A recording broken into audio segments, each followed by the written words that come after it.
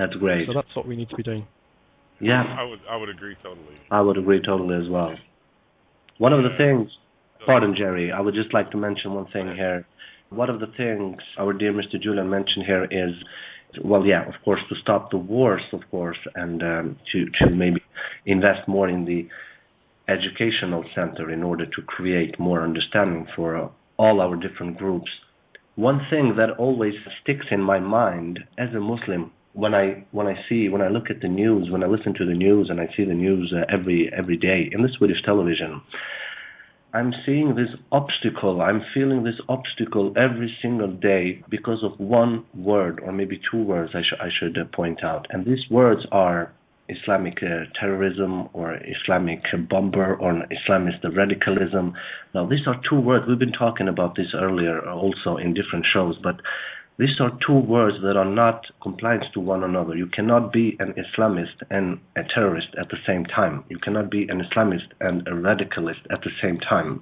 It is physically, it is spiritually impossible. So here we are trying with different organizations and associations and gatherings and dialogues and radio shows and TV shows and so on and so forth, with everything we've got to educate, and that's good.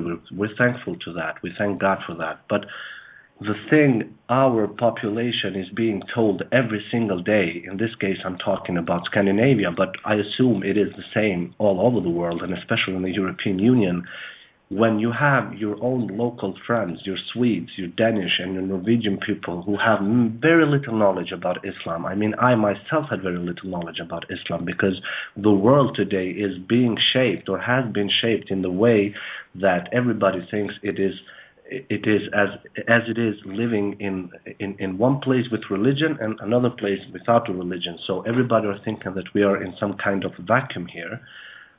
But how can we take those words apart? How can we have our journalists, our reporters, to understand that this is not the way of going forward? If you bomb your local population, if you bomb their heads with information, with misinformation, such as today we have another bombing of this mosque or that mosque or this building, and 50 people blow up in the air, and it was an Islamic radicalist, of course you will have a great difficulty in explaining for people that Islam is a religion of peace. And just like you said, Mr. Julian, Islam is far, far, far away from radicalism, and Muhammad himself, peace be upon him, have taught us many, many, many things about radicalism, and how we are to be mannered with people from other religions and other faiths. And we should just point out that out of 23 years of his prophethood, only 3 months he indulged in fighting activities.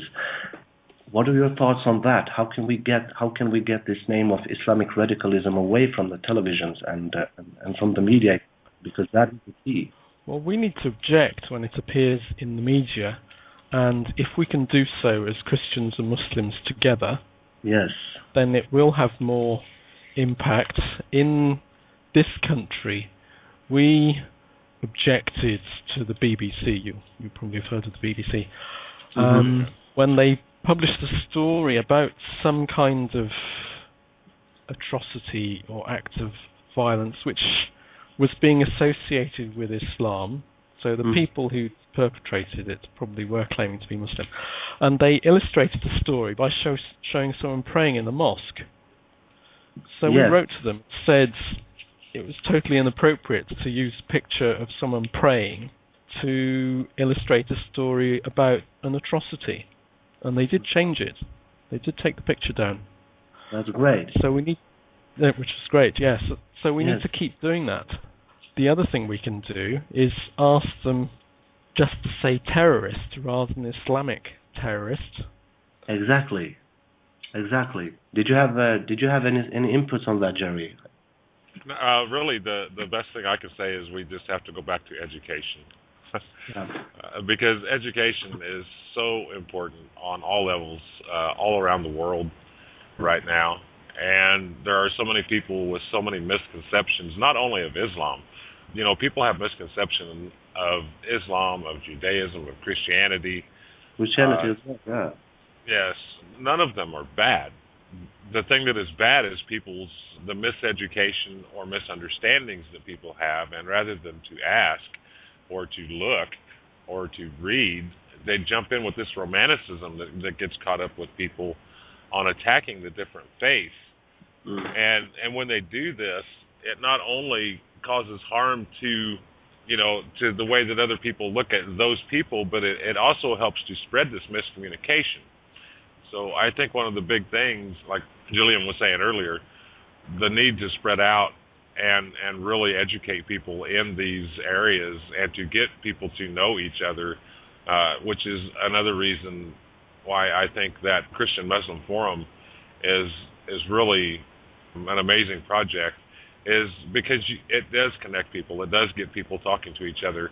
And I think that's one of the problems we have, is that not only are people miseducated or undereducated or uneducated in the other faiths, that they can't understand another person's beliefs. And before you can agree with or not agree with another belief of any stature, one needs to have that education to know what they're arguing against. If you're arguing against an ideology or tradition, a lot of people don't know the difference in there when it comes to any of the religions, because there are traditions and ideologies in all religions. There's all kinds of people in all religions.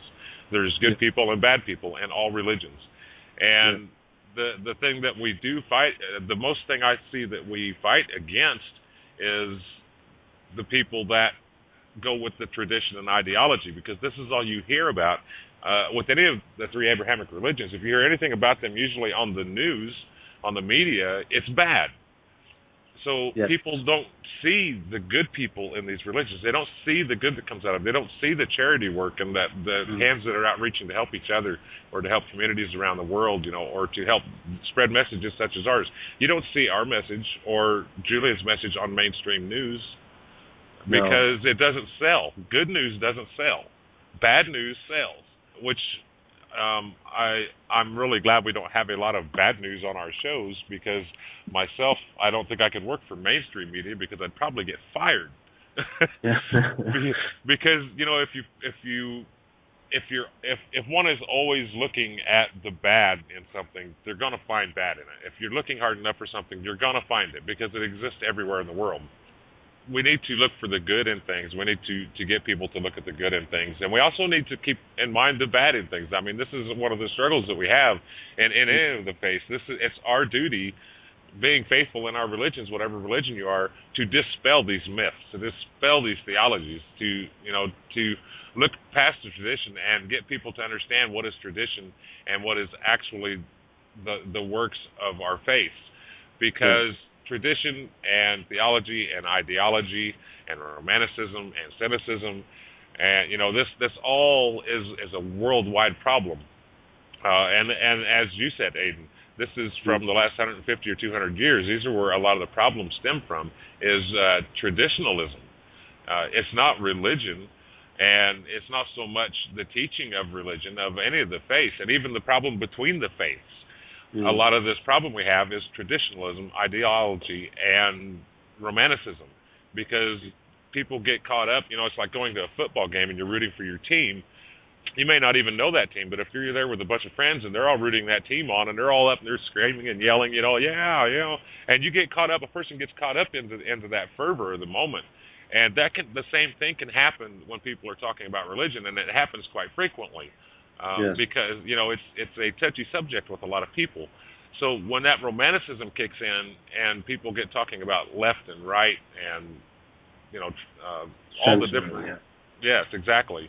When that comes into it, people start thinking with emotion and not logic and not education. So the education has to be there.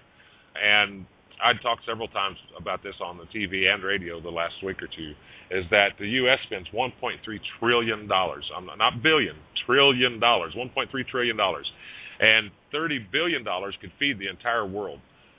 So we spend $1.3 trillion a year on wars, spreading democracy, quote unquote, because I do not believe in that analogy of why they say, peacekeeping missions. Like Julian said on a show the other night, they can call it apples or balloons. It's still socialism when they try to implant their idea of democracy on another country without knowing that country's culture or what they need or the way that country works. You know, we're in Afghanistan, and most of the troops that we have in Afghanistan, they don't know the language, they don't know the culture, they don't know the traditions, they don't know the religions. No. So they're over there fighting on a peacekeeping mission, and what are they fighting for? Whose peace are they fighting for? You know, those are things that I argue quite often in a lot of different forums, and it amazes me the number of people that do not know what is going on in their own worlds or around the world or in other countries, because they're so centered on their own lives that they're and this is the way that a lot of societies, not just in the U.S., but societies around the world have come to be, and it's changing.